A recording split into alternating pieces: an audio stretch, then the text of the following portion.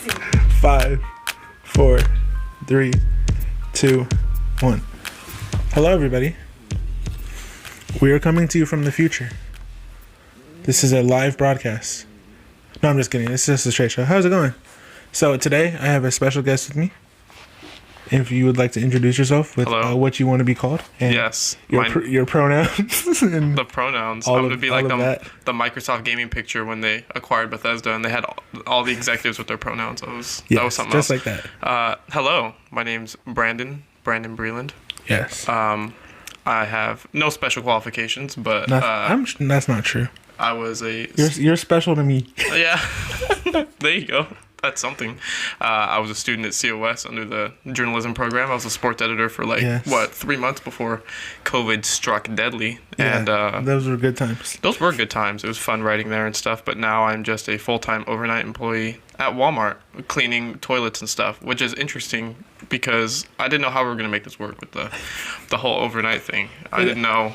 I'm surprised it timed up so well. I was going to say, if we're going to be honest, I'm surprised that it worked out as quickly as it did. Yeah, we got it going. What did it take, like a week? Yeah, almost a week, maybe two at the most. But that's all we can hope for. Yeah, exactly. Okay, so a lot of stuff to talk about today. Yeah. Not really. I have like 10 things, and some of them are longer than others. So, yes. Okay, first of all, let's talk about some exclusives on PlayStation. Right, some PSN exclusives.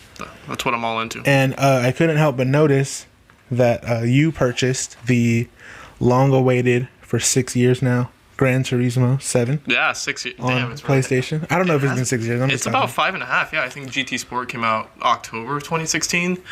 Yeah, it's been a while. Well, it's the first mainline numbered entry since 6 in 2013. That came out about a week. Wild. That's about a week after PS4 launch. That was really strange. That's almost 10 years now.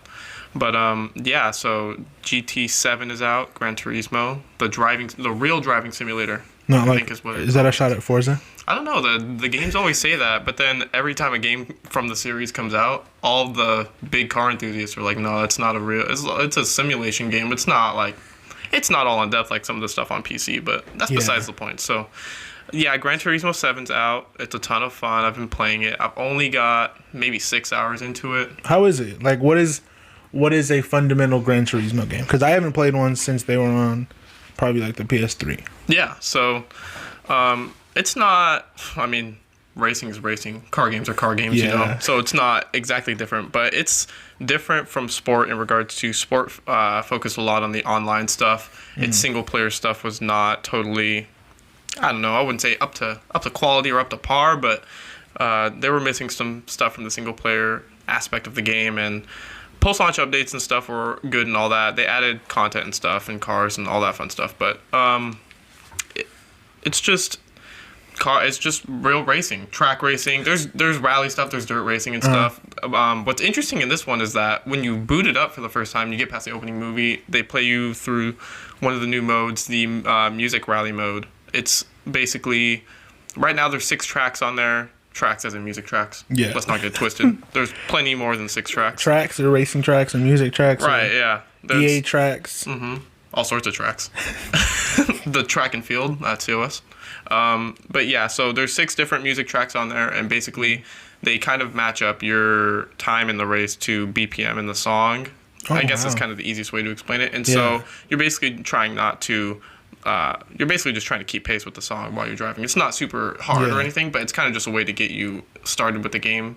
They start you off by setting up your controls, and then you just do a race on that before they get you into the main game. So then after that, you go into probably, I don't know, I haven't played a lot of GT on PS3, or I played a little bit on PS2, but GT Sport was my first main GT game, so it was really weird hopping into this one, and then you have characters in it, like Sally... And I think there's Lucas at the cafe who's selling you menus and stuff. Or not selling, but he's giving you menus to collect cars and stuff. It's really... Like how all the Need for Speed games now have like a story and characters and dialogue and all that stuff. Right. Well, the thing about Need for Speed is that they always had characters and... Well, yeah, they always had characters and stories for the most part, basically since, Underground 2? maybe Underground 1. Yeah. But yeah, Need for Speed now is way over the top with that. Like that reboot with the live action cutscenes. Yeah, that was horrible. And Payback with just a full Payback was okay. You think so? I think Payback was okay. I think that the first live action reboot was horrible. You didn't like? No, because it was like, it would literally take you out of the game. Yeah. Like, literally. I thought it was interesting. It did take you out of the game. Yeah. But I thought the gameplay in that game was fun. Yeah, it was fun. I didn't like that it was always at night. Like, it was always at night. I also agree, but also it looked cool. Yeah, it did. It gave it an aesthetic, but like, I can't get past dusk. Yeah. Or dawn. I don't know which one's which, but I can't. Like, the sunset. Yeah, it's just like, it's bright and then it's just dark again. Real quick.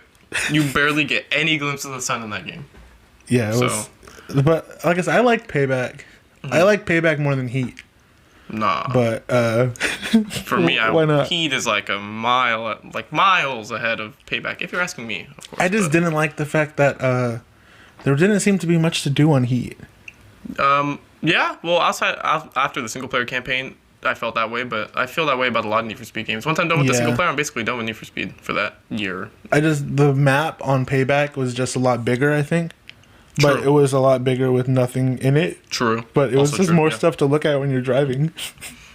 Yeah, the Payback map is bigger, you're right. But yeah, so in GT7, the characters are totally... I don't know how to feel about them. It's not like they're talking or anything. There's no dialogue, at least from what I've played up to this point. It's all text, but it's like you do these license tests. Well, you can do them. It's not like part of the main campaign necessarily, but you can do the license tests. It's just like driving school in GT Sport, and you talk to a different person on each section of the test, and their faces, I just want to punch all of them.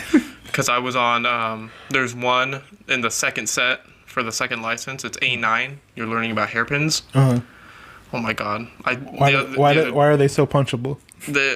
Well, it's not like they're punchable on their own, but it's like that hairpin exercise, for example. I was on that for like maybe an hour and a half, 2 hours yesterday. I was up so late. I was looking at guides and tips. I swear to God. What is it? Gold. Like you can get bronze. So a hairpin is basically just like an extended U-turn. It's like this one, yeah. Yeah, and so that's fine if they gave you.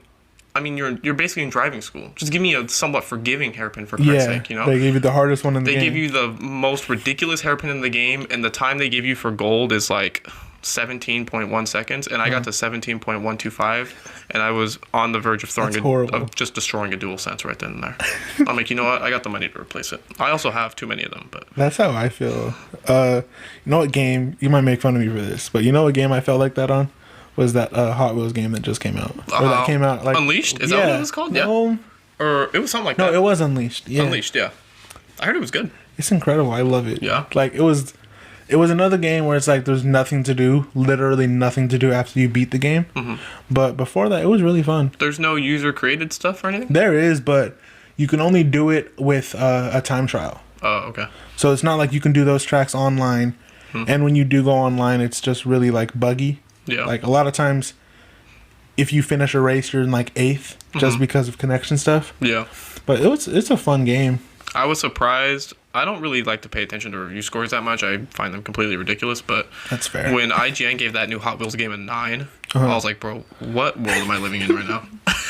This one. This one right here. It was great. Hot Wheels Unleashed with a 9 out of 10 from IGN. I was like, what? And then the Metacritic score actually isn't too bad. I'm pretty sure it's in the 80s. So that's pretty good. Yeah, that's actually kind of fair. For comparison's sake, GT7 is a 88 right now. So is Hot Wheels better than GT7? Is that a debate?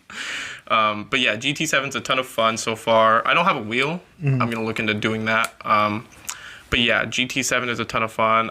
It took way too long, but then again, because if you look back in the day on PS2 and PS3 and all that stuff, before GT5, I mean, they were pumping out 2 Gran Turismo games a console generation. Yeah. Back in the day, 1, 2 were on PS1, 3, 4 were on PS2, but then GT5 with the switch to cell architecture on PS3 just really screwed them up.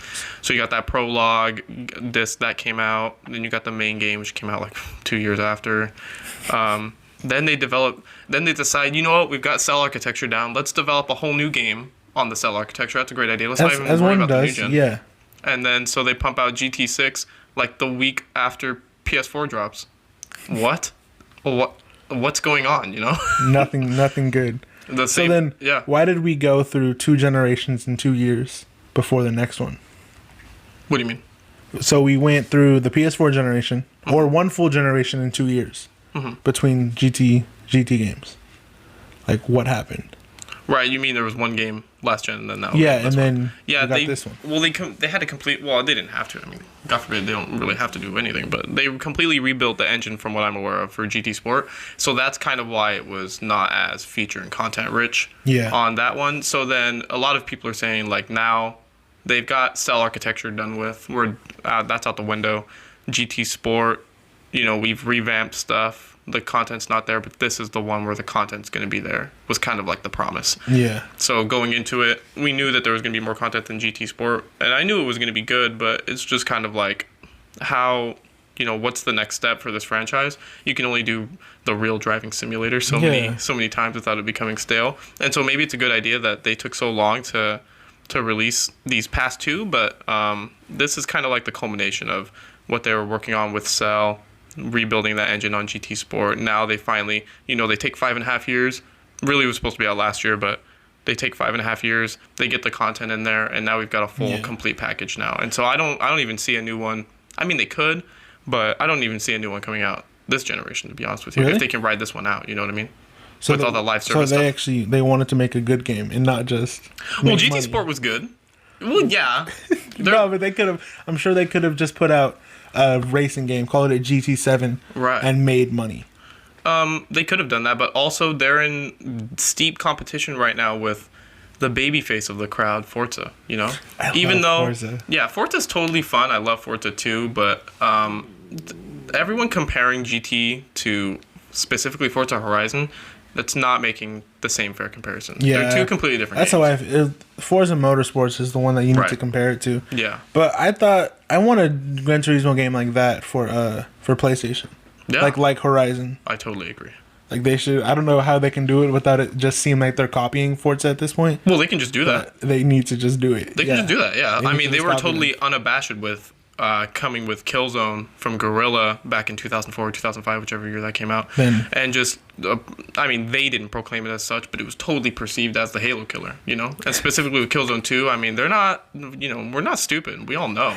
They needed an FPS of their own, so they went and got Guerrilla and made Killzone, you know what I mean? So it's totally, and they had Evolution Studios, that's developers of most famously Motorsport, and then went on to Drive Club and stuff, and then now they don't exist. Well, they exist under Codemasters now, so under EA, but they had a team probably to do that game that we want. That Forza Horizon, not clone, but, that open world style. Yeah, just the open world. More realistic style game, you know what I mean? But they're gone now. So the question's going to become, if they want to do something like that, who's up to bat for that? Yeah. And I think right now you're not looking at a lot of candidates because specifically in the racing genre, a lot of teams. I mean, when Codemasters was up for sale, there was a whole bidding war for it between 2K and EA, and so 2K is obviously looking at potential partners too. So you're kind of in this space where how much room is there to breathe with the racing genre and developers and stuff. So I don't know. We'll see. I think Sony's really focused on trying to get Twisted Metal off the ground again too. With that TV show at Peacock and stuff. So we'll see, but I would love something like that too. But also I wouldn't be surprised if they're just like, you know what, they can have Forza Horizon. Yeah. They need a game, God forbid. So they can have that, and we'll try and beat them on the simulation front, because we'll see what happens when Forza Motorsport's out. Yeah. Whenever it doesn't even. The last Forza, was that 2015? For Motorsport? Yeah, 16, 17. Nah, that was... Or was it more recent than that? It was either 18 or 19, I'm pretty sure. 7 was 18 or 19, I think. Yeah, even with Forza Horizon, I still just found myself, after I played for like the first 5-6 hours, like, okay, it's a Like racing you've had your game. fill? Yeah, it's a racing game. Yeah. Like, that's kind of it. Yeah, I think that's how a lot of people feel. My friend Judah, he used to live in the state. He lives in Indiana now. He got his Series S just to play Game Pass, right? Yeah. And I told him, I'm like, Forza Horizon's great I'm telling you, it's going to be great when it comes out. And he played it, and he really enjoyed it. But after maybe, I don't know, maybe not even 10 hours, he had his fill, Yeah. And it's kind of the same thing for him with Gran Turismo. I think it's just, if you're more deeper ingrained with car culture and stuff like that, you're going to be more into some of these games. That's also why I feel like Need for Speed is more like, if you're not super into car culture and stuff like that, you can pump out a quick 10-hour Need for Speed game, call it good. You know what I mean? Yeah. It's not going to set the world on fire. It's not going to be Underground 2. It never is, but I mean, that's just never going to happen again. But yeah, I just want to make every Fast and Furious car, and then that's it. Yeah. That's all I want to do is just make every Fast and Furious car. Interesting how Fast and Furious still does not have a decent console game. Yeah, all their games are horrible. I got that Crossroads one gifted to me. I was going to say, please don't tell me you bought it, and especially not at full price. No, I did not. I didn't spend a single dime on that. But I did play it and finish it. I finished it on stream. That game was not it. It wasn't? I heard it was really... I watched some limited gameplay, and it was just horrible. I'm glad it was limited, because, yeah, it's horrific. I mean, that's probably one of the worst games I've ever played in my life, which is surprising. That says a lot. It's surprising because, well, first off, there's a lot of bad games that exist. Yeah. I mean, like, legit games. If you go on the PSN and go in the new game section, there's tons of games. You go on the Switch store, there's free phone apps that they're charging you money for. Exactly, yeah. So, I mean, not counting those, yeah, it's for sure one of the worst. This is developed by a legit studio in Slightly Mad, who makes Project Cars and stuff, who make legit car games. Wow. Published by Bandai Namco, who's a legit publisher. Yeah. And, yeah, no. They still just couldn't get it right. No, I think Vin Diesel produced and stuff, and, yeah, just no. That's not right. Was that the one that they didn't have... It was either they didn't get the real voice actors, or they did, but they just shouldn't have, and they got the real. Really they bad. didn't get all the actors back. Obviously, Paul Walker's dead. Rest in peace. But couldn't get Paul Walker in there. But yeah, they had Vin Diesel. They had Michelle Rodriguez. I'm pretty sure they had Tyrese in there. Mm-hmm.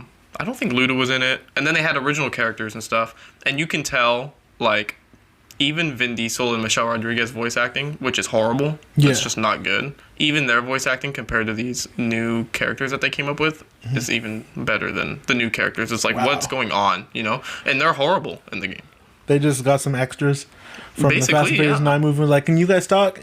Yeah, okay, well then we have a game to produce. Let's do this on the back end. Right, exactly. Yeah, they just pulled some extras off set, and they're like, yeah, so we got this game going with Bandai Namco. And, y'all gonna have 10 lines each, okay? Right. That's all we need from you. It's this 10 lines 10 for minutes. Most of them, but then there's the one legit character in there who's for some reason like the big name in this game. So, yeah, that was not it. But you didn't buy GT7, I'm assuming? No, not yet. I haven't bought any of these new exclusives. The 3 that just dropped for PlayStation.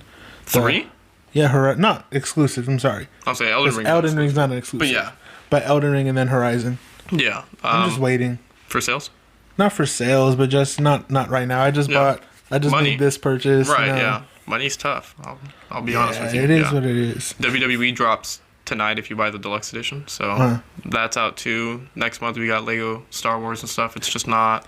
My wallet is being drained at the very seams. But if you play all these games, then it's worth it. How can you even have time is my question. If you're not a 5-year-old or a 10-year-old, you're not in you just gotta primary school, then yeah, I don't know how you would have the time for all this stuff. You got to pick one. You got to play that game.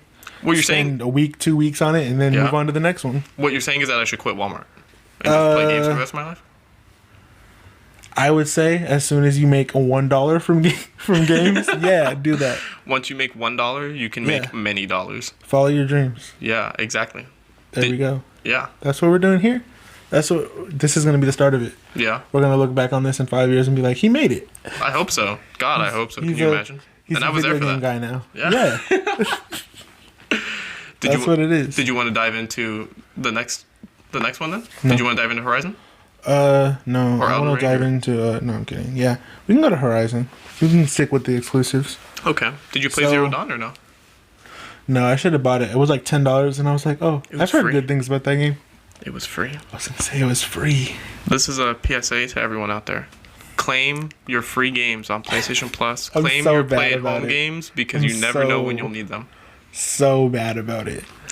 They're right there. You boot up the console. Your PS5 at least. You boot up your PS5 and the new section is right there. The new PlayStation Plus games are out. It takes like 2 presses of the X button. It's worse because that and it's on my email. Yeah. And I have the PlayStation app. Yeah. And they all remind you.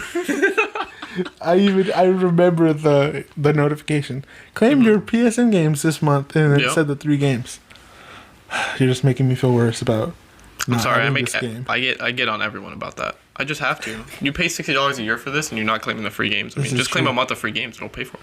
Basically. I think I pay more. Well, if you're paying monthly or by the 3 months, then yeah, you're paying more. I'm paying. You're paying. All right, here we go. Here we go. What are you paying? on one account, I'm paying monthly. You have multiple accounts you're paying for Plus. Yeah. Unfortunately. And then on the other account, I'm paying every 3 months. Okay. So when you put it like that, I'm paying $225 a month. You did the math. Oh yeah, you're right. Yeah. Well, 120 plus the 100.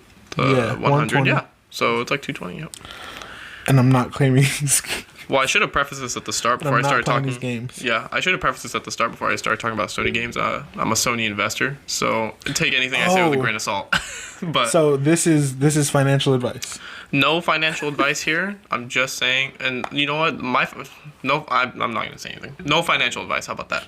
But as a Sony investor, I will say that I appreciate your support and doing it that way because you're very welcome. You know what? I just hope that one day I get a percentage back. I'm just hoping that one day I can find someone who owns a Xperia phone. Because I've never ever... I don't even think I've seen one of those. I don't think it's going to happen. I see Tom Holland and Spider-Man with it, and I'm like, you're lying. Yeah, fake. Or the new Uncharted movie. They paid you. Yeah. I don't think I've seen someone with an Xperia phone since 2017. 2017. Yeah, I for sure did not see one at that time. Yeah. You know what? Actually, I did see that Xperia Play phone where you could slide it up and it had the PlayStation buttons underneath. I did see that once. No, that was exciting.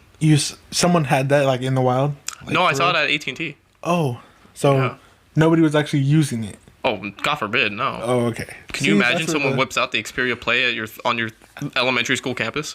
That'd be pretty lit. That would be. They'd be the most popular kid. They would for sure. I'd be all over that. Could you imagine? Oh my God. I would be that kid asking if they got games on their phone. You wouldn't even need to ask. You'd know. You'd be like, he's got games on his phone for sure. Yeah, well, they need... If only it was an Xbox phone, because then you could have Xbox Game Pass on the phone, built in. Microsoft needs to do that. That's very true. Well, they have phones. And they have the app. You can do that. I mean, no one wants the Microsoft Surface Duo. I was going to say, they need to have good phones. Right. That's the key. What they need to do is instead of the Surface Duo, they just need to have the second, like it open, and it'd be just a DS that's a phone. And have the controllers be one side, then the phone be the other side. Demetrius, you need to go to the Microsoft Careers page and apply for product development. Watch this. Yeah. See? Free game. And then it's like a phone, and it's a Nintendo DS with Game Pass on it. With Game Pass? Well, does Game Pass come with the phone? You know what? They got the money if you're paying the monthly bill, what's an extra 15? What's an extra 15? If you tell my mom that 15 is all she's willing to pay for her phone a month, I mean, come on now. But obviously, my mom's not the target audience for that phone, so it kind of makes sense. So, but I get what you mean, yeah. And who says you need the extra 15? You can just get base Game Pass for $10. What is that? What is base Game Pass? I don't think that comes with mobile though. It doesn't come with PC and it doesn't come with cloud, so I guess you would need to pay the 15. Yeah, you'd have to pay 15. But hey, Microsoft, that's free game. Yep. If y'all do it, I need a percentage. All right. But yeah, I need 30%. Yeah, there you go. 30% for the R&D right there. But yeah, back to Horizon. Yes. This is where it started. Yeah, this is where it all started with Horizon. Yeah, so Horizon Forbidden West dropped. I'm really sad that this game came out when it did. This series is officially cursed, I believe currently.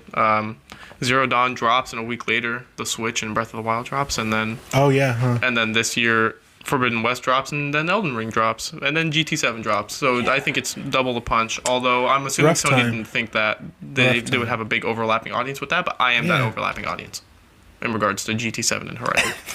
So yeah, when GT7 dropped, Horizon got put down for a sec. Horizon? I didn't drop it completely. I'm gonna go back. I'll probably play it tonight. Eventually. Yeah, we'll see. I don't know. The game is fun. I'm about 5.5 hours into it, which isn't a lot considering the type of game that it is. But yeah. It's what is it? So it's I would describe it as an open world action RPG. I guess other people would just describe it as an open world action game. But I think with this game specifically, there are far more RPG elements. It's kind of like combining, I don't want to say The Witcher, but it's definitely got some Witcher elements in there in regards to, they have that card game Gwent in the game, and in this one they have Strike, which is a board game. All the skill trees and stuff, and the leveling up and the weapons and all that stuff, and armor, it's all there in this new one. Granted, some of it was there in the first one, but to a lesser extent. Like, these skill trees now are way... I mean, this is an RPG. Yeah, if you didn't think the first one was an RPG, this one is. It's a real tree? Yeah, it's a real tree. Urinating tree. Shout out. This is why we're friends. That's my guy right there. Urinating tree is amazing. But yeah, so the skill trees are all there and stuff. They're super in depth, and there's way more abilities and stuff in this game. Way more gameplay mechanics that I'm gonna have to learn. The story, it's basically like, let's look at Zero Dawn as like, Guerrilla came off Killzone Shadowfall. They take 4 years for Horizon Zero Dawn. Well, really, they started before releasing Shadowfall, but this is it was like a whole new genre for them when they put out Horizon Zero Dawn. So you get your feet wet, you know what I'm saying? Zero Dawn was cool. It's a good game, if we want to go off the review scores, I'm giving it an 8, you know what I'm saying? But if that was getting your feet wet, then I just dove off the COS diving board way up at the top and splashed into the water, you know what I'm saying? Nice, we're all in now, you know what I'm saying? This is their path, this is their trajectory. So they know what they're doing now. There's problems with the game technically. Lots of pop-in from what I've experienced. There have been 2 times where I just go to start the game, like fresh boot, you know what I'm saying, on my PS5, and the whole thing just soft locks and dies. It just doesn't start? Right, yeah, so then I gotta go unplug it and plug it back in and go through the whole... even worse than just not starting the game. Yeah, it basically just dies. And I gotta go fix it. I gotta go resuscitate it back to life. So there's stuff like that. The pop-in's a major issue. The texture pop-in's a major issue, but all this stuff can be patched out. Obviously, the big talk is the shimmering. I don't really know exactly what they're talking about with that, but... and what is, like, Edward in Twilight? Right, that's why I'm like, what do you... Like, is this, I know what they're shiny? saying. Yeah, I know what they're saying when you, like, put the camera off the ground and you put it back up and, like, the brightness changes. I don't know if that's what they're talking about, but that's not what shimmering is, if you're asking me, I don't think so. And so... it's obviously something to do with the HDR. The HDR settings are really weird in that game, so that also needs to be fixed. It's kind of like Red Dead Redemption 2. Not that it's fake HDR, but it's just not implemented correctly. But yeah, so outside of technical problems, which maybe they should have delayed it again, if you're asking me, to resolve those before the game came out, the game's awesome. At least 5.5 hours in. The character animations are way improved. I mean, you haven't played the game, but it was like when you talk to someone in the game, it's like talking to a cutting board. They just don't emote. Nice, yeah. They don't move. There's 2 camera angles. I play Madden in their career mode, so I know exactly what that's like. Yeah, I guess. Well, you know what? I gotta be honest. I think the last career mode I played in Madden was Long Shot. The first Long Shot. Long Shot was decent. I'm pretty sure they emoted more in that than they did in Horizon Zero Dawn. Oh, which is depressing, but yeah, you know what? That's true. Especially because Long Shot didn't make EA any money, so there's their effort level for that. Really interesting. You make a great point. I don't know why they did that then. They didn't make them any money. You're correct. There was no single player who plays. Let's say they didn't convert any Horizon Zero Dawn fans into being like, you know what, I want to buy Madden 18 this year. Like, they don't watch football and nothing. They're like, you know what, that long shot mode looks really cool. No, and the thing is like, 2K's My Career does that. Oh, it totally does. Like, there's people that this year when they added the RPG elements, they were like, oh, I'll play 2K to try that out. EA is like, oh, it doesn't make us as much money? No, we're good. The biggest power play 2K ever did was getting 2K16 on PlayStation Plus, because they had the Spike Lee career mode that year with that story. And I know that regular 2K people didn't... I'm not going to say it was the greatest thing on the planet, but they weren't like, they weren't all in on that. You know what I mean? Spike Lee's cool, but it's like, do we need a full-on story mode? But when you put that for free on PlayStation Plus, and you got the people like me who claim every game... I mean, I had 2K16, but you claim every game every month, you know what I mean? I'm going to have to start just for you. Yeah, you got to start just for me. My friends who claim the PlayStation Plus games, they booted up 2K, and they were like... they're like, why not mess around, Yeah. A little bit of basketball. I don't watch basketball, but let's, boot it up. They booted up. It says Spike Lee on it. It has to be good, right? Right, exactly. So they boot it up, and they boot up My Career, and they find out it's a whole story mode, basically. Like, it's a whole full-fledged, like, I don't know how long it was, maybe 10-hour story mode. Yeah, it was really long, actually. Yeah, so, and we still talk about it to this day. And then doing that ended up getting some of them, to buy 2K17 the next year, which was horrible. But, and then, then it ended, because it was a horrible game. Ended, yeah. 2K17's loading screen times were like an hour each. It was like a Disneyland ride. I remember that game. Good times. Yeah, it's like waiting in the Six Flags queue for some of these Six Flags rides. I think the only problem with 2K16's career mode, though, was that the whole time the Spike Lee thing was going on was just your rookie year. And you played 6 games. Yep. You only played 6 games. And you played, what, 2 college games? Or 1? And that one, I think... You played 1 high school game, and I think you played 2 college games. Yeah, I think you played... No, you played 2 high school games. You played the first game and then the championship game, and then you played. And then you get to choose from 10 college schools. That was a big deal. You can play as 10 college schools. You play the midnight game, which is just a scrimmage, and then I think two college games, and then you're in the NBA. And then you're in the and NBA. You play 6 games. I think for that whole Spike Lee thing, you played 10 games. Yeah. And then after that, it was just basically you're in the NBA now. There's nothing going on. Basically, there's not a cut scene. There's nothing. There's no interaction really. You're just here playing now. games. You made it. Yeah. Good job. I mean, granted though, Spike Lee has, I think, more important things to do than to develop single-player career mode campaigns for basketball games. This is true, but they could have made these cutscenes stretch out a little bit longer and not just in one 8-game season. That's all I'm saying. The least that they could have done was, even if you just had those few games in the rookie season, like you just had if you kept that whole rookie season campaign, the least you could have done is at least implement the MLB The Show approach with the story in the following seasons and just have text dialogue. That would be fine. I mean, because there's literally no cutscenes. No, nothing. Like, not even in the games now where it's like you have to answer to announcers or talk to Jake from State Farm. Yeah. Jake from State Farm is cool. He is cool. Him. I like the new Jake from State Farm. But and that even brings me to this year's 2K, where the reporters that you get to talk to, they all have personalities. Yeah. And so the one there, he's a hater, right? So I would always click on him because it's like the most fun. It's the most fun to interact with the haters. Yes. And so that led to 2 of the other reporters refusing to talk to me because I never called on them for their answers.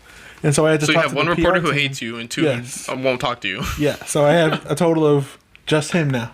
Just the one that hates Just me. the one that hates you. And I had to go to the PR team, and they were like, why are you freezing this person out? And I'm just like, I don't know, bro. I just click on the answers. I just click on the one that's most interesting. Yeah, exactly. What else do you want me to do? And so that was something that wasn't there in 2K16. Right. Just like little cause and effect. But that also goes into them making it like an RPG this year. Totally. Like, there's real consequences. And so, good job, 2K. Yeah, I was debating You're better than Madden. Right. I was debating with a coworker of mine about 2K and how he's just not, like, he thinks it's the same thing every year. And granted it is, but we were comparing it to Madden because he thought that Madden was better in regards to the innovation.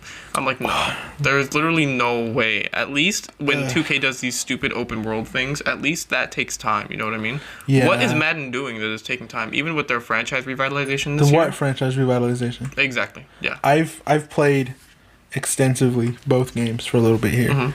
And Madden literally has not changed a thing. No. Like, their biggest thing is something that should be out of the game next year, and that's like abilities and X factors. Like, it's horrible. Right. It's just, only to feed the online ultimate team. So. But even with the online ultimate team, it's not good this year. No. Because I play MUT. And like, I kind of enjoy it, kind of don't. I've kind of not played it since the middle of February. Like, right when the Super Bowl stuff was going on, I just kind of stopped playing it. But it's just not as good as last year. Like, the content's not as good. The meta is a lot stronger this year, so it's just less fun to play. Yeah. It's not fun. But 2K, it's just like, they nerf some of those things. So, like, a lot of people are doing the zigzag thing, and so they took that out of the game. And people were mad, but they got the cheese out of the game. Yeah, I don't really like really any of these Ultimate Team modes in any of these sports games, with the exception of Diamond Dynasty, because at least then I'm giving my money to Sony, which I greatly prefer. And you're just getting the money anyway. Right, yeah. You're paying yourself. It all just comes back, right? And also because it's just the least egregious in regards to you feeling the need to spend money in that game. I only buy stubs when they're on sale, and I don't mind that much. I was going to say, but at least also then you can buy stubs. Yep. And so on 2K, you can't, or Madden, you can't buy currency. You can buy points that buy you packs. That buy you the packs, yeah. And it's not the real currency that you earn in the game. Yeah, exactly. When I was playing the show 21, I was buying some of the packs sometimes, just like, for fun. I'm here for MUT, right? Like, this is what it is. And the packs were bad, but then again, I was buying like the cheapest ones that are like 1 in 50 chance. The standard ones, yeah. Yeah, I think I pulled a 91 or something like that. Yeah. This was early on in the game, but Yeah, when the game first dropped, I'm pretty sure I pulled a diamond, like, right away. I forgot who it was. It was a pitcher. I'm pretty sure it was Verlander or something. But yeah, I was like, wow. I pulled Verlander too. Yeah. Maybe that was like the highest one, the highest odds. But I had fun with it. It's just, for me, I didn't really know what I was doing. Yeah, in Diamond Dynasty? Yeah, with Diamond Dynasty. I had no clue. It's a lot more single-player. Well, I mean, there's ranked and stuff like that. Yeah. And obviously, it's more of an online game mode. But for single-player people, it's really surprising how much there is to put into that mode, especially when you combine it with March to October, which Yeah. directly influence like the team affinity stuff in Diamond Dynasty to get you to progress and stuff like that. You earn a lot of stuff from playing just that, and it's just a single player mode. March to October, it's Yeah. just a truncated franchise, and it's fun. You know, it gets repetitive after a while. Yeah, but they all do. It's just Yeah. like solos on MUT or what is it called? Domination on 2K. It's just like you're just playing the game at that point. Mm-hmm. The one that I was doing the solo mode where you get to draft players and then you get a full team at the end. Right. What was that one called? It was Showdown. Yeah. Showdown. Is that what it's called? And then MLB? Mm-hmm. I'm pretty sure it's called Showdown. Is it called Battle Royale? I think that might be called something in another game, but it's all so confusing. I know exactly which mode you're talking about. Yeah, that mode. I was doing that mode a lot. Draft Champions in Madden. Yeah, but Do they call it that now? Yeah, it's just they stopped doing it. Oh, well. Like on, yeah, surprising. Something that doesn't make them money not getting supported, huh? Oh, right. Yeah, of course. Not surprising. Yeah. If you load up Draft Champions right now, it's cards from the second week of the game. My goodness. Yeah, at least with 2K put the draft mode in this year, and yeah, It took them that long? Yeah. Oh, I didn't even know. See, I don't pay attention to those modes in those games. Yeah. You know what I mean? So they added that to their My Team, and at least with that, every time there's a pack refresh, those are the cards that are in the draft. Yeah. So at least then you keep it the best cards in the game. Mm-hmm. But yeah, Madden, it's still the second week of the game. Jesus, that's pretty horrific. Although it's totally not surprising. I wouldn't be surprised to see Play Now get removed from Madden here pretty soon because it doesn't make them any money. And yeah, even with franchise, I can't think of anything that's different this year. The scouting thing that they were like, oh, we have this new scouting. This brand new scouting. It's just reworked old scouting. And it's horrible. Yeah. Like, it's completely less interesting than it was before. Well, I would say it's an improvement, but it's a one step in the pool improvement from the bottom of the pool. Yeah, I was going to say, it's an improvement of maybe it'll be fully fledged, at least somewhat flushed out next year. Because I'm not counting on EA to fully flush out anything that doesn't make them money. Exactly. But at least you can see that it can be interesting. Mm-hmm. The worst part is that, especially for me, because I play online franchises. Mm-hmm. That's something that I've been doing since I'm Madden 20. Mm-hmm. When you set your scouting at the beginning of the year, it's set. Yep. So if you need a quarterback and you're like, okay, scout the quarterbacks, you can never change that. In online or in single player too? In both. Oh, okay. So that doesn't make any sense. Yeah. So if I make a trade for a quarterback or something, when the time the draft is out, the only thing I'm going to know about any position that's not quarterback is like their combine grades. Which, I mean, it helps, but... It helps, but it tells you nothing about abilities. Yeah, every receiver runs a 4.6 or under. Right. Like, and if they don't, you're not drafting them. Exactly. Like, it was really funny when Operation Sports had like the whole guide basically set up to where they had all the combine grades in a range, and it was basically like if your 40 was like a 4.5 to a 4.7, their speed was going to be this, and you can basically, if you're playing franchise, you can just match it up like exactly 100%. I use those. Yeah, like, exactly. They're really useful, but some of the guys are not that good. Like, okay, I know this may seem biased. I'm a Saints fan, right? Mm-hmm. But I think that they gave Alvin Kamara an 89 speed, and I just think it's too low. Like, he doesn't play like 89 speed. I haven't played Madden in let's see, since 19, but when 89 speed back in 19 was slow for sure. Yeah, 89 speed now, it's not as slow as it used to be, but there's like 18 running backs faster than him. So I just feel like he's the 19th fastest running back in the league. Like, yeah, like I don't believe that, and he only has like 91 excel. Like, at least he should have like 93, 94 acceleration because that's what he is. Yeah, he's not. I haven't seen him run a 75-yard touchdown since like his rookie year, but he'll get you 10 yards. Yeah, quick. Like, yeah, that's how I feel about it. Well, for that, Demetrius, we'll see what happens in next year's game when they release the completely pointless roster reveal rating thing that it's going to change after 1 week. Yeah, and I mean, at least they change it, but they're so inconsistent with their changes. For like, sure. Michael Thomas this year dropped like 6 overall, but Christian McCaffrey dropped no overall, and he was hurt all year just as much. Yeah. Like, they're just so inconsistent. Also, they dropped Michael Thomas 6 overall for what? He barely played. He didn't play at all this year. Yeah. He didn't play one snap. Yeah. And Christian McCaffrey played 3 games, and he went from a 97 to a 95.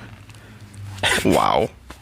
But also, great. that's not really fair for him either. No, it's not. If you're gonna drop injured players, drop all the injured players. Yes. And not just some of them.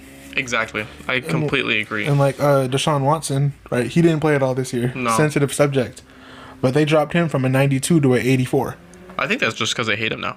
No, and that would be that's 100%. That's fair. Yeah. But if you're making this, it's a simulation game, right? That's what they have the license for. He didn't play since last year when he was amazing. Mm-hmm. So if this is a simulation game, why is he getting knocked for not playing? 8 points for not playing a snap. Yeah. Like. But also, my thing on that sort of note, when they brought Colin Kaepernick back into the game, who was, I don't know exactly, an 82, I think, or somewhere in that range. He was in the low 80s, right? Yeah. Okay, he hasn't played a snap in forever, you know? I'm not sure if he's an 80 whatever now, you know what I mean? Yeah. So it's kind of a similar thing, but yeah, I don't know. The rating system, I think, is ridiculous. Yeah, it's really, at the end of the day, it's a popularity contest. Of course. Like, that's what it is. Yeah. And with Kaepernick, it's the funny part about having Kaepernick in the game is that he's always on a team, and that team is always good. Like, you mean like when they sign him in like franchise and stuff? No, I mean like, yeah, when they sign him, whatever team he goes to makes the playoffs. Yep. Like every time. It's insane. Yeah. I kind of noticed, I don't know if it's just ingrained in the simulation or in the code or what, but especially back in the older, well, not really older, but in the early mid-gen PS4 Madden games, yeah, what was up with the Browns just never, I mean, I know it's kind of like real life, but they would never do anything in franchise. You could sim 15 years into the future and they would not have one playoff appearance. That's because they had no faith in them. Why would you at that exactly. time? So it's in the programming. I guess so, yeah. I guess they didn't see them getting a Pro Bowl kicker in Kareem Hunt and Nick Chubb.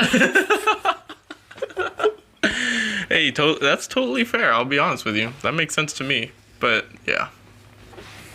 So EA's horrible. So Horizon's good. Right. That's the gist of the story. I just really don't have that much to say about Horizon because I'm not that far in. But yeah. Horizon, trust me. Just trust. It's good. Yeah, I'm sure it's a PlayStation exclusive. I'm sure it's great. They don't really miss. Yeah. Well, sometimes they do. Well, back in the day, they did miss. Yeah, they don't anymore. Early PS4. Knack 2 came out in 2017, and let me tell you, that was a miss. Which one? The Knack 2. Which one is that? That's the one with the big, he's not a robot, but he's made out of a bunch of different pieces, and you can go small or big, you know, so pause, but yeah. Pause. I want you to explain something to me while we're on this segment. So, you know more about this than I do, I hope, because if not, then we're just going to be sitting here. You say that, but I probably don't. But we'll see. So, what is going on in this Major League Baseball lockout? Oh, yeah. The Major League Baseball lockout. What is going on here? I mean, I don't know a ton in terms of details, in terms of, I know some in terms of specifics. I know the players wanted to shorten down service time for free agency and stuff like that. Obviously, money, of course. Yeah, that's always involved. The problems. But it's just really, I mean, it reminds me of going back to the 2011, 2012, is that it was NBA lockout? Yeah. When 2K12 dropped. It's just getting ridiculous. Why are we, I mean, God forbid, what does a lockout help? You know what I mean? For the players, I understand they're not in the same position as the owners where they want money. But if you're the owners, why just, how great are the demands? You know what I mean? To be like, you know what, let's just shut down all revenue from the first 2 series of the year. I know it's not a ton, but like, that's how they get stuff done, you know? I guess. Like, I just mean like the owners have more money to throw away in a lockout than the players do. That's what they hope. Totally true. And that's why this shit gets fact, done. Yeah, but that's why it gets done. That is true. I don't know. The lockouts are just ridiculous in general, and this one, I mean, Manfred is already probably the most unpopular baseball commissioner, I think. I think if you're asking me, he's the least popular commissioner in all the sports. Right now, I think everyone hates him more than Goodell. That's what I was about to say. That's gonna. You know how hard that is. What I was thinking. How could you be more hated than Roger Goodell, who gets booed every time he goes on stage on the draft? I mean, that's fair though. It's complete. Like how? You know, that's horrible. Yeah. If you're asking me. You saw the videos of him smiling before he was, or smiling and laughing when he made the announcement that the first 2 series were canceled. Yeah. That's why you're hated. Buddy. This is the same dude who said the World Series trophy is a piece of metal. and things of that nature. This is your league. You know what I'm saying? The highest thing you can achieve in your sport, what they all play for every year. You were the head. You were the head of this league, and you're saying that your top prize is just a piece of metal. Why would anyone want to watch your sport after that? You know what I mean? Imagine Adam Silver when they did all this to make the bubble, and he was like, "Oh yeah, it's just they're a piece just of metal, fighting guys. for a piece of metal. It's They're just just playing for a piece of metal." Yeah. What? Why would anyone want to watch after that point? Now, God forbid, I still watch, but that's because I love the sport. You know what I mean? But yeah, so he does that. The whole Astros thing obviously is a thing, and then you add this lockout on top of it, which who knows how long it's going to go for. I'm sure we'll get some games this year, but if we don't, if we have to cancel another baseball season, oh my God. We already saw how devastating that was for hockey back in 2004, 2005, when there was no Stanley Cup awarded, and the trophy says no season played. I mean, that's just horrible. You know what I mean? So you don't want a situation like that, but also I think Manfred he's just got this shit-eating grin where it's like he just does not care. You know what I mean? I've heard that this one could last a while. It could, because they're not even close from what I've heard. That's what I was going to say, that they're not even remotely close to getting a deal done. Yeah. They banned a couple things today. They banned shifts. Mm-hmm. I had it. Well, they agreed to. Yeah. God forbid the players' union, you know. I mean, it's just ridiculous. The players and all that stuff. The phone. No, I was like, what was that? I was trying to figure it out. Oh, a video played. That's what happened. The way the MLB spoke about the players' union too, which is what I was going to get into in their statement. What was their statement? It was basically like, well, we've been trying to get a deal done, and the players. It was basically like the players' union is not budging, and we're trying to do the right thing and get the baseball season going for our fans. But the players' union, they have a different thing. They have a different story going on. As they should. Right. Like, give me a break. Like, at one hand I understand it, but the amount of people that I see like taking the owner's side, it just like makes my skin crawl. I don't want to be a corporate apologist. So there are some times where the corporate stuff makes sense just from the business sense. Yeah, right? Like there is. And at a certain point, I understand as fans, you just want the baseball back. Right. So I get you're willing to give in. Yeah. But at the same time, it's like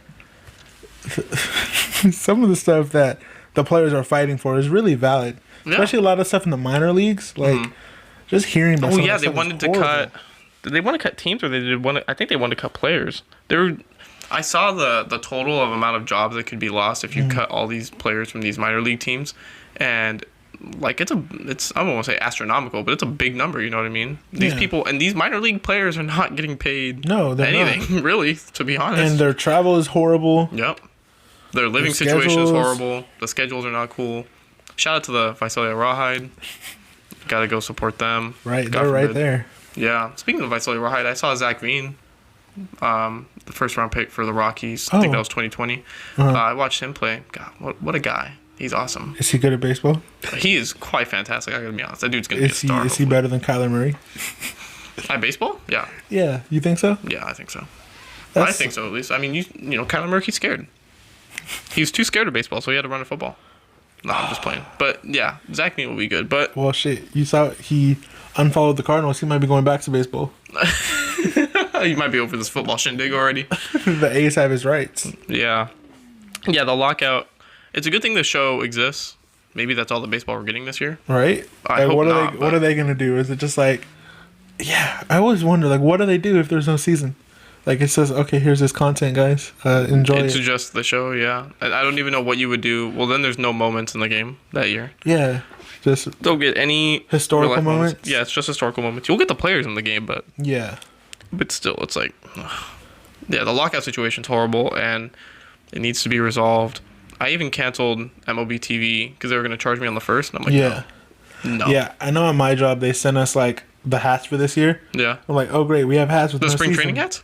No, just like the game hats. Oh, okay. Just like the normal ones, but still, it's like, oh, hats with no season. I was gonna say, could you imagine if they sent you the spring training hats? That's with just no like, spring training. Great, no spring training. God, that's something that would happen too, because it's just all on a schedule. Yeah. But the next NBA CBA is gonna be ugly. Yeah. It's gonna be ugly. I haven't been paying attention to anything in regards to that. It's gonna be even worse than the MLB lockout.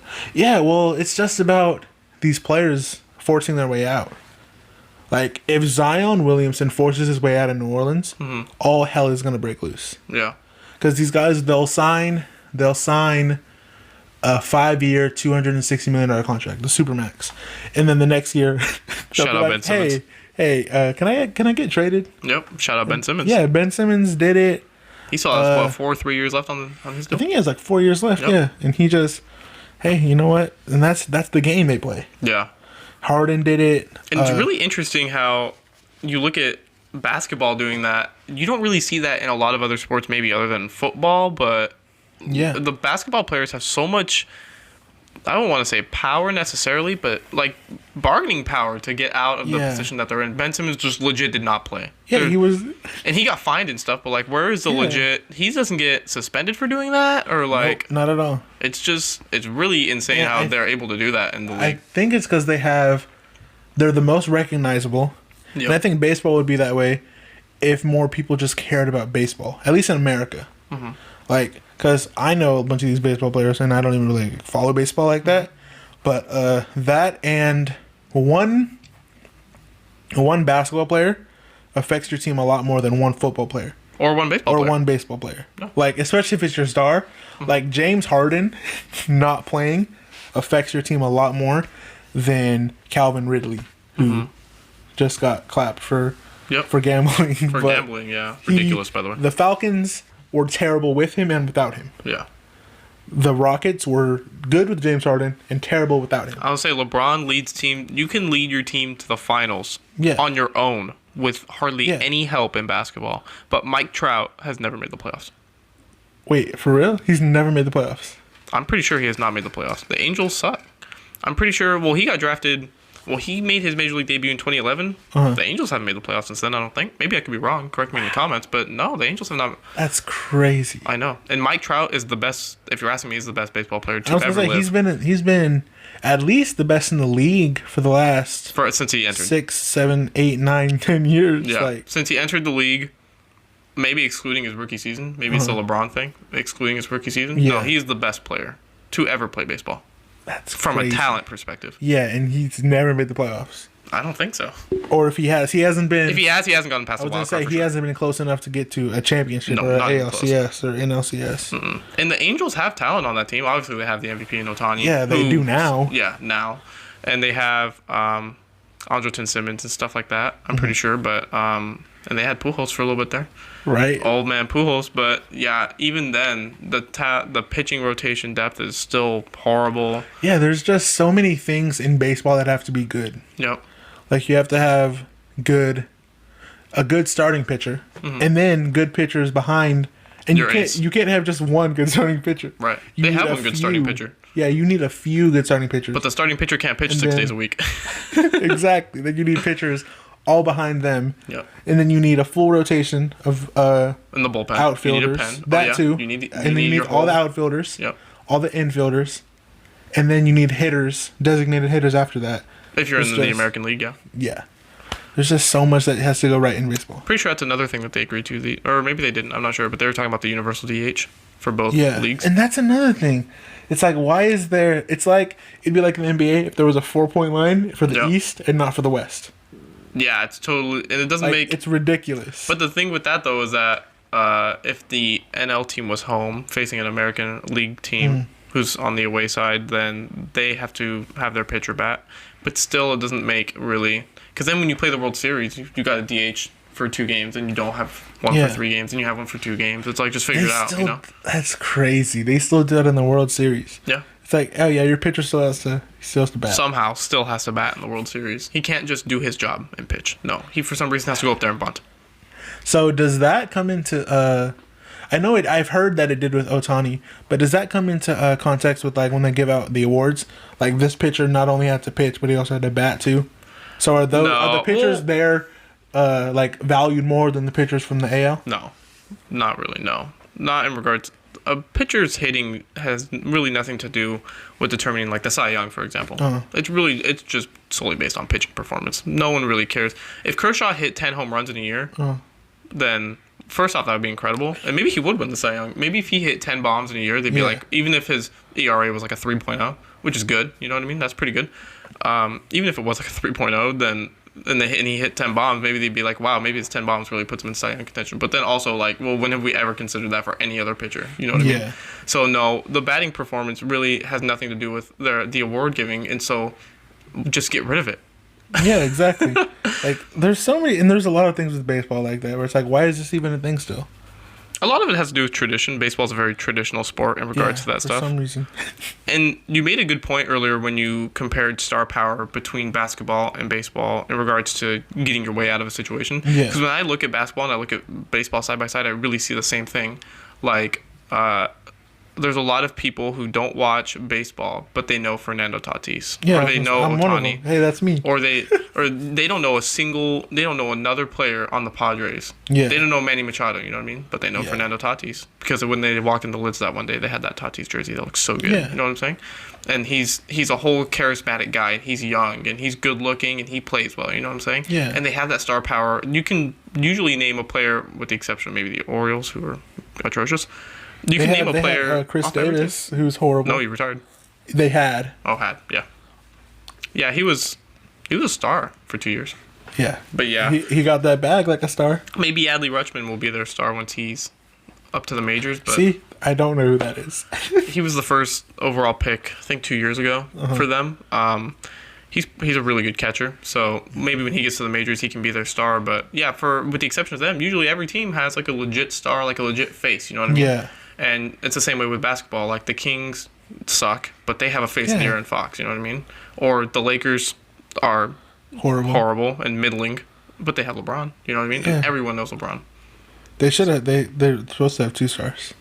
Supposed to be LeBron and AD, but they're supposed to have 3 stars. It's supposed to be LeBron, AD, and Russ. Don't forget that. I think everyone who knew basketball kind of thought this wasn't going to end well, but then there was also a group of people like me that was like, I don't see how this can work, but it's LeBron, so if anyone can make it work, Anthony Davis he can make and it Russ. work. So just you have that much star power, just make it work. It really reminds me of the 2012, 2013 Lakers with Kobe, Dwight, and Steve Nash. They're all old. It's really the same thing, but different font. Is that how the meme goes? Yeah, I think so. Except now this time they have the greatest player of all time on their team. So I still don't know how they're not making it work. I think if you just let LeBron run the show, they would be better off. Yeah, and that's what it is that LeBron and Westbrook really do the same thing. Yeah. And that's the biggest issue is that LeBron needs the ball because he's a facilitator. Westbrook needs the ball because he's a facilitator. And shoots. And so, even though we'd like him not to. Yeah, even though we like him not to, exactly. When Westbrook shoots the ball, it's not good. But at least LeBron, it's like, sometimes he's good at shooting. Mm-hmm. And with Westbrook, it's just like, don't shoot the ball. LeBron's just such a dominating presence on the court that he can, with most players, just do really whatever he wants. Whether LeBron's shooting has never been top tier. You know what I mean? No, it's not. It's good for LeBron. Right, it's good for LeBron standards, yeah. But even then, like, he's so athletic and such a presence on the court. Kind of reminds me a lot of Boogie Cousins back in the day. He was just such a presence on the court where he can just bruise his way and do whatever he wants. You know what I mean? He's just that guy. He's got that sort of feel. You know what I mean? Yeah. To where he can put up 56 points when he's 37 years old. You know what I mean? That's 56. Getting bruised up by grandpa out there. I mean, good Lord. That's really what it is. And I know there's a lot of people who are already trying to discredit it. He's just chasing Kareem, all this stuff. Mm-hmm. Duh. Like, of course, who wouldn't? It's right there. Jordan came back twice for a reason. Mm-hmm. It wasn't for fun. Right. He thought he could win, and then he came back on the Wizards. Like, it wasn't because he loved. I'm sure it was because he loved the game of basketball, but I'm sure he had other reasons too. Yeah. Like ownership for the Wizards. Like, there you go. Exactly. Well, that second time, yeah. Yeah. Of course. There's always going to be reasons, and if you could chase Kareem, I'm sure you would do it too. Mm-hmm. Like, that's just how it goes. Exactly. Well, if I could chase Barry Bonds, I would. But also, that probably means I've got to get juiced. You know what I mean? So you need steroids for that. Yeah. You could do it. Did you want to talk about the Hall of Fame this year with baseball? Did you follow that at all? Yeah, actually, I did. Completely. How do you feel about that? Because I just feel like they should let him in. I think they should let him juice. Mm-hmm. I feel like it just makes baseball fun. It does make baseball fun. I don't know about the let him juice. Let him juice. But I want to see 600-foot home runs. Well, I do too. If you talk to some of my coworkers at work, they'll tell you they've hit 600-foot home runs. That makes me wonder what they're taking. Yeah. Damn. They're lying, of course, but yeah. The Hall of Fame. T-ball? 600 foot on a T-ball? A little 4-year-old just hitting 400-foot bombs out to left field. Oh my goodness. the next Mike Trout.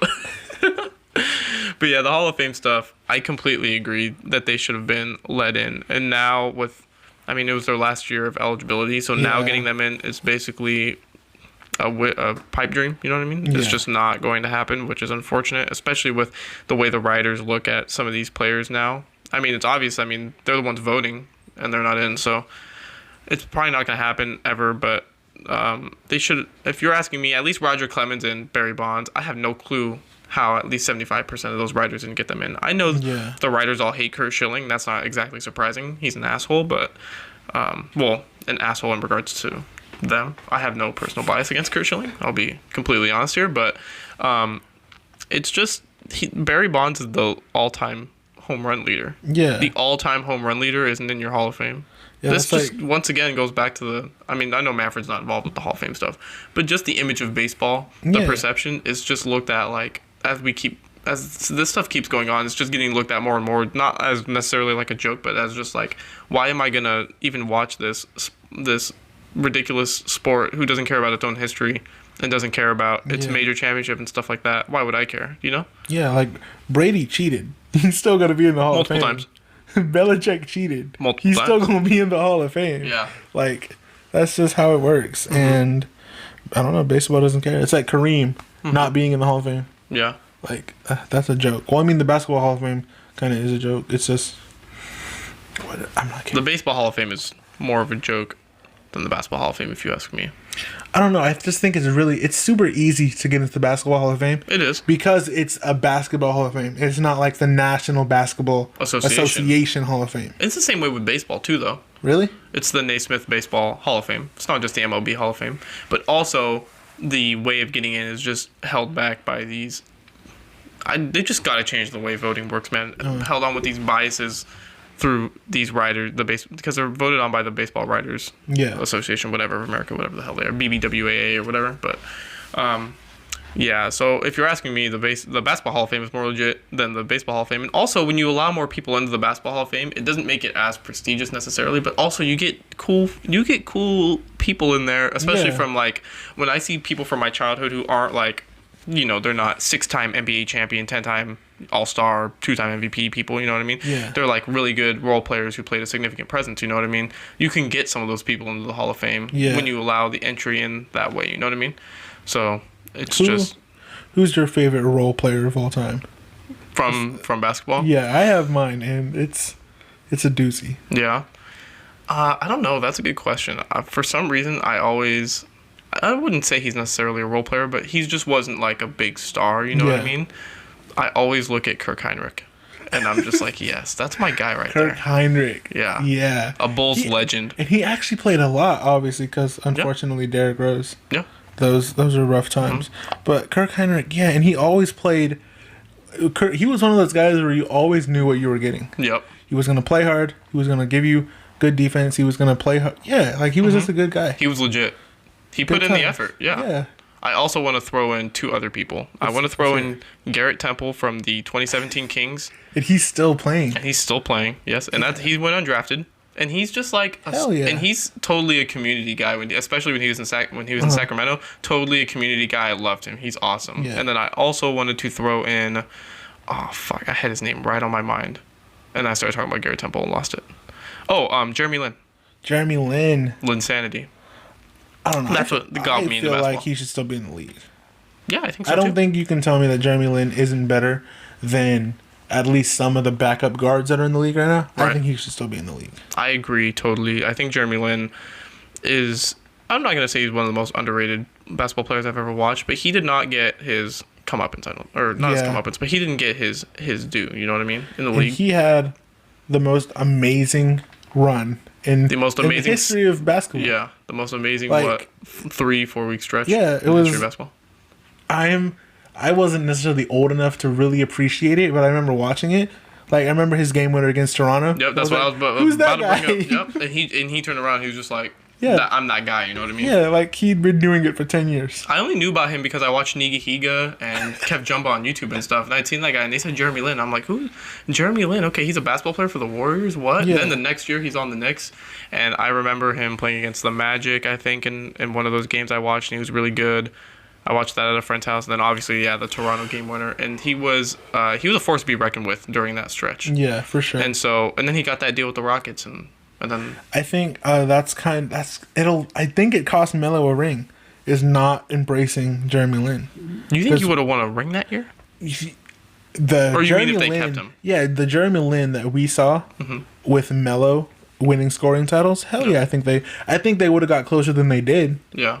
I think they could. They were starting Raymond Felton at that time. Yeah, exactly. I think and then they had the corpse of Jason Kidd. Of in course. The last couple years, season or two. Yeah. Yep. They had him out there. The corpse of Jason Kidd. Yeah.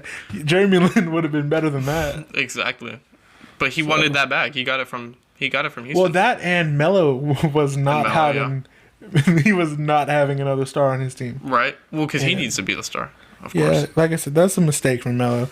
But you're in New York. You're like the king of New York, right? And he didn't like walking down the street in New York and seeing all the papers say insanity on them. Yeah, no, that's exactly what it was. Yeah.